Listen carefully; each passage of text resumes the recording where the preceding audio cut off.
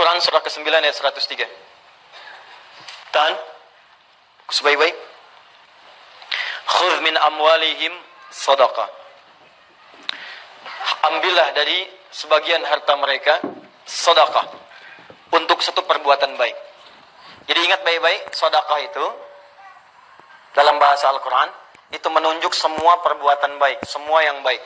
Di fikih disebut kullu ma'rufin sedekah. Semua yang baik-baik disebut dengan sedekah.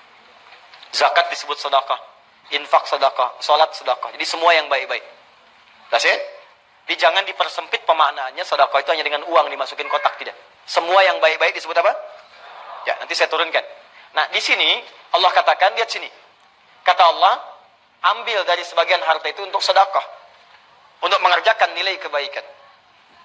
Sedekah juga ada yang mengartikan ini turunan dari kata sedekah. Pernah dengar kata-kata ini? Shadaqallahul azim. Itu kalimat pengakuan bahwa semua dari Allah itu benar. Pengakuan iman. Nah, maka kenapa disebut dengan sedekah? Karena amalan ini bentuk pengakuan kita terhadap kebenaran Allah. Di Allah menurunkan satu kalimat, hei, kata Allah, zakat. Kemudian kita kerjakan. Kenapa zakatnya kemudian saat dikerjakan disebut dengan sedekah? Seakan-akan kita mengakui bahwa apa yang Allah perintahkan itu benar. Dan apa yang Allah janjikan pasti benar. Paham sampai sini?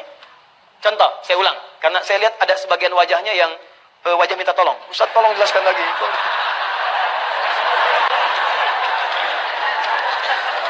Sedekah. Lihat sini. Sedekah. Pertama dipahami semua perbuatan yang baik-baik. Jelas? Jelas. Di semua jenis kebaikan disebut apa? Nama umumnya. Yang kedua, sedekah itu ada yang mengatakan berasal dari kata as-sidqu. Sudah? Apa itu as-sidqu? Sesuatu yang menunjukkan pengakuan atau pembuktian atas kebenaran perintah dan janji Allah. Perintah dan janji Allah.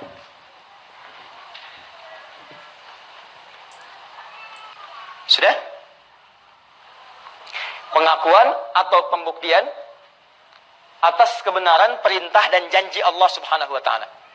Aplikasinya begini, contoh. Di sini ayatnya tentang zakat terkait harta. Kata Allah, ambil dari sebagian hartamu kalau sudah mencukupi syarat dan ketentuannya untuk zakat. Kenapa zakat disebut sedekah? Karena saat zakat ini ditunaikan, pertama dia mengandung unsur kebaikan. Bukankah saat berzakat ada nilai kebaikan di situ? Ya, orang bisa dibantu, kita dapat pahala, baik kan? Yang kedua, dengan kita menunaikan zakat ini berarti kita mengakui bahwa perintah Allah ini benar. Benar, kita membenarkan perintah Allah. Kita tidak melanggarnya. Jadi begitu Allah katakan, kamu zakat. Kalau Anda ingin disebut sebagai hamba yang membenarkan perintah Allah, mengakui ketentuan Allah itu benar, maka buktikan. Buktinya saya keluarkan. Begitu Anda keluarkan, kenapa disebut dengan sedekah? Saya sedang membenarkan perintah Allah Subhanahu wa taala. Seakan-akan katakan, ya Allah, benar apa yang kamu sampaikan. Kalaupun saya belum paham hikmahnya, saya tetap kerjakan untuk membuktikan bahwa semua yang berasal darimu semua benar. Jelas? Yang kedua, dengan kita mengamalkan ini, kita membenarkan janji Allah.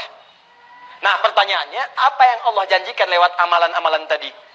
Ternyata, orang yang berzakat itu dijanjikan oleh Allah Subhanahu wa taala, hartanya bukan berkurang, tapi bertambah. Makanya kenapa zakat di Quran disebut sedekah? Anda diminta yakin. Ya, untuk membenarkan janji Allah. Allah berjanji, kalau kamu keluarkan, saya tambah, bukan saya kurangi. Makanya ketika Anda keluarkan, kenapa disebut sedekah? Khudh min amwalihim sedekah. Nah, Allah ingin meminta Anda, sepanjang kemudian kekuatan diri Anda, yakinkan pada diri Anda, bahwa saat mengeluarkan zakat itu, Anda sedang menambah harta, bukan menguranginya. Dan benarkanlah janji Allah, karena Allah kalau sudah berjanji tidak akan pernah mengingkari. Ya, Quran surah 3 ayat 9. Innallaha la yukhliful. Pertanyaannya, Ustadz, tahu dari mana kalau berzakat itu hartanya bertambah bukan berkurang?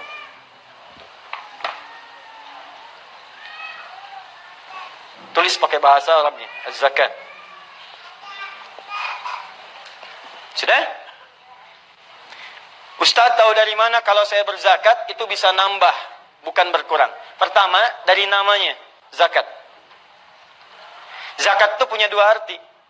Satu, at-taharah. Dua, an-numu.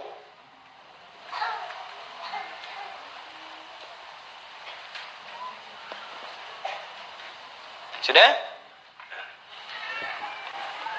At-taharah artinya sesuatu yang suci dari dalam dan bersih di luar. Jadi ada yang bersih luarnya saja, cuma dalamnya kotor, nggak suci. Misal, maaf sekali, maaf. Kita berikan contoh hewan. Hewan yang haram itu apa contohnya? Kalau hewan yang antum sebutkan tadi, misal dia dibersihkan tuh, ya, dibersihkan, dicuci, dimandiin, disisirin, kan? Misal, ya, maaf, bersih nggak? Bersih, suci nggak? Tidak. Maka bahasa Arabnya al-khinziru nadhifun walakinnahu ghairu tahir. Ya, khinzir, babi itu nadhifun, bersih luarnya, cuma tetap haram, nggak suci. Sama dengan manusia misalnya, pakai dasi, pakai jas, bersih, rapi. Cuman maaf, hatinya kotor, pencuri. Ya, pakai dasi, pakai jas, datang ke masjid. Orang takbir pertama dia mundur, tas orang diambil. Ya, jadi penampilan itu hanya untuk menyesuaikan dengan tas isi laptop yang diambil. Paham? Baik, sama, datang ke kantor untuk